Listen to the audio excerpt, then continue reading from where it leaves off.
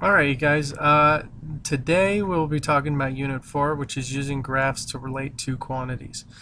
The best way to do it is to be able to look at a graph as a function over time. Okay, just to be able to take a look at it. So for example, usually this is how graphs are set up. You'll have time down here, and you'll have some kind of distance over here or something accumulated here. So distance is what I'll just say. Okay, so one way to look at it is, let's take a look at an actual graph that looks like this. Something like this. Okay, so what you'd need to be able to do, and this is a hugely important skill, especially in calculus, pre-calculus, and a lot of upper level math classes, to be able to look at a graph and tell what it's doing. Okay, so from this value to this value, and we would call this domain. Okay, so from this domain to this domain. Okay, I have a slightly curving graph that's going up like this, and it seems to be getting steeper as we go. Alright, so if we remember back to working with linear line, well, no, we haven't worked with linear lines yet, but when we get to, we will. Okay, if you think about this, I am increasing my distance in a shorter amount of time. So from here to here, I've increased my distance quite a bit, whereas from here to here, I've only increased it this much. Okay, so that means I am getting faster. So this is a faster, and I would call this acceleration. And you'll understand why it's acceleration a little bit later. Okay, so this would be a faster acceleration if I had it like this.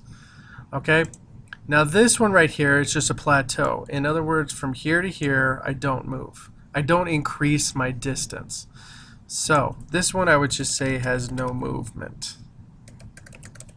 Okay, so that's pretty simple right there. Whenever you see a plateau, it probably means no movement. Okay, and then from here to here, it's not as getting fastly steep as over here with the faster acceleration. All right, but it is increasing its distance over time. So we would call this a constant velocity or speed, whatever you'd like to call it. Constant velocity right here. All right, because you are increasing your distance away from the original starting spot, but you're doing it at a little bit slower rate, and you're not increasing speed, you're not decreasing speed, you're just having that. All right, now if we added some more to the end to it, and we're just talking about straight up graphs. Okay.